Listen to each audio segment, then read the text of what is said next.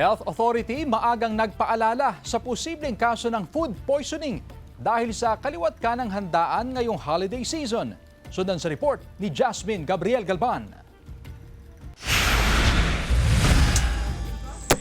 Kasabay ng kaliwat ka ng handaan ngayong holiday season, ang babala ng Center for Health Development Region 1 sa posibleng kaso ng food poisoning. Mahalaga raw na maayos ang preparasyon ng pagkain hanggang sa pagluluto nito para maiwasan ang mabilis na pagkasira na posibleng maging sanhi ng kontaminasyon at sakit ng sinumang makakain nito. Isa sa pinaka-common na reason kaya po napu-food poison ang ating mga kababayan ay dahil sa maling preparation ng food at pagkasira po ng ating mga pagkain. Paalala din po ng ating departamento na dapat malinis po yung pagkakagawa mula po sa pagbili, sa pagpe-prepare at sa pagsiserve po ng mga pagkain. Sa kainan na ito sa Mangaldan, Pangasinan, karaniwang umu-order ng mga favorite panghandang ilan sa mga mamimili. Mahalaga para sa may-ari na malinis sa mga pagkain iniluluto para iwas sakit ngayong holiday season. Preparation po, dapat malinis yung iluluto.